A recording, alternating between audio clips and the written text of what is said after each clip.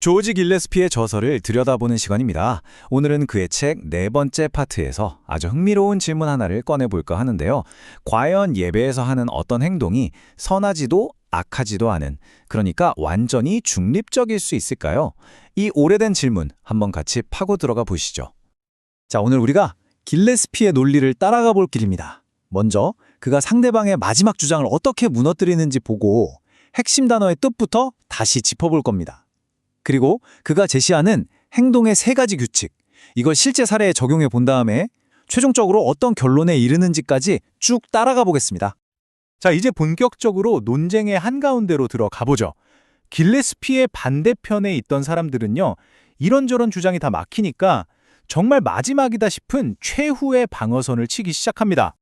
길레스피가 이 상황을 아주 기가 막힌 비유로 설명하는데요. 바로 이카루스의 날개입니다. 여러분도 아시죠? 태양 가까이 너무 높이 날다가 날개가 녹아 추락한 이카루스 말이에요. 길레스피의 반대자들도 마찬가지였다는 겁니다. 처음엔 필연성이다, 편의성이다 이렇게 거창하게 날아오르다가 결국엔 무관심이라는 아주 힘없는 주장으로 뚝 떨어져 버렸다는 거죠. 그래서 그들의 마지막 주장이 뭐였냐면요.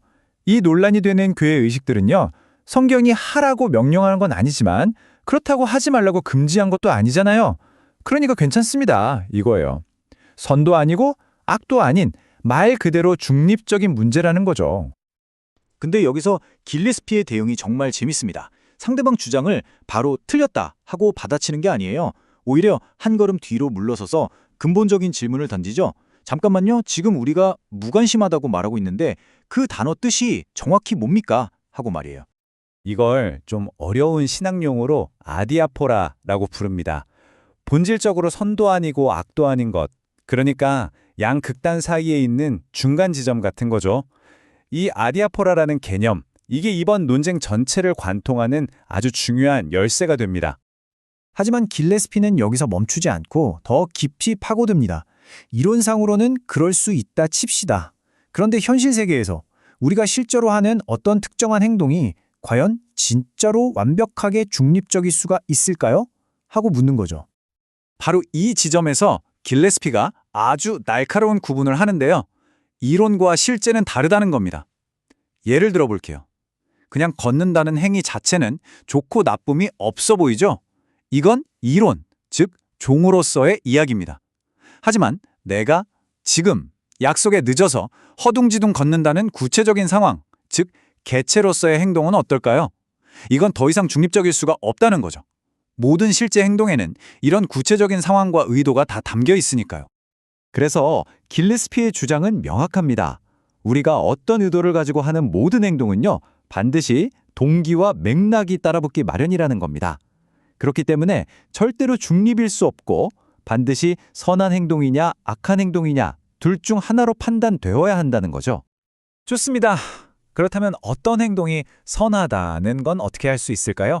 여기에 대해 길레스피가 아주 명확한 테스트를 제시합니다. 모든 행동이 통과해야만 하는 세 가지 규칙이죠.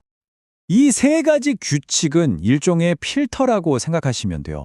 어떤 행동에 대해 이건 그냥 중립적인 거야 라고 말하기 전에 반드시 이 세 개의 성경적인 필터를 통과해야만 한다는 겁니다. 자, 그 규칙들이 뭔지 한번 보죠. 첫째, 경건의 규칙입니다. 고린도전서 10장 31절 말씀처럼 그 행동이 하나님께 영광을 돌리는가? 둘째, 사랑의 규칙입니다. 로마서 14장 19절을 기준으로 다른 사람을 세워주고 신앙의 걸림돌이 되지는 않는가? 마지막 셋째, 순결의 규칙입니다. 로마서 14장 23절 말씀처럼 조금의 의심도 없이 온전한 믿음과 깨끗한 양심으로 하는 행동인가? 이 세 가지 질문에 모두 예라고 답할 수 있어야만 그 행동이 비로소 정당하다고 말할 수 있는 겁니다. 어떠세요? 기준이 정말 높죠? 길레스피의 논리에 따르면 이 세 가지 규칙 중에 단 하나라도 통과하지 못하면 그 행동은 더 이상 무관심한 것의 영역에 머물 수 없습니다. 그건 곧 불법적인 것, 즉 죄가 된다는 말입니다. 자, 그럼 이 엄격한 규칙을 실제 사례에 한번 적용해 볼까요? 길레스피가 직접 다뤘던 예시인데요. 바로 성찬식 때 어떤 자세를 취해야 하는가에 대한 문제입니다. 당시에 이런 논쟁이 있었어요. 성찬을 받을 때 앉는 게 맞냐? 서는 게 맞냐? 아니면 무릎을 꿇는 게 맞냐? 반대편 사람들은 그거야 뭐 어떻게 하든 상관없는 무관심한 문제 아니냐고 주장했죠. 자, 과연 길레스피도 여기에 동의했을까요? 전혀 아니었습니다.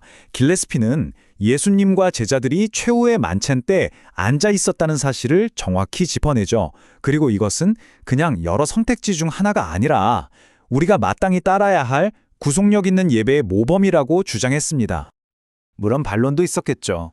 식사할 땐 앉아 있었어도 떡을 받을 땐 자세를 바꿨을 수도 있지 않느냐 하고요. 하지만 길레스피는 성경 본문을 보면 식사부터 성찬까지 전부 하나의 연속된 행동으로 묘사된다는 점을 들어 반박합니다.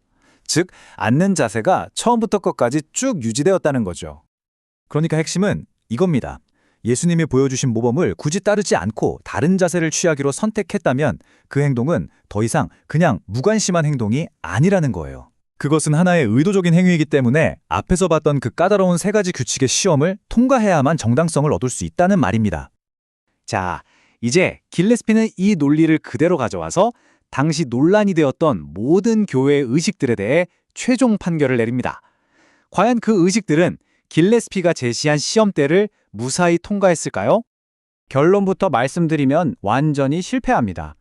길레스피가 지적한 문제점들을 한번 보세요. 이 의식들은 성경이 아니라 인간의 권위로 강요되고 성도들 사이에 분열을 일으키고 심지어 우상숭배적인 교회의 흔적을 따라가고 있다는 겁니다.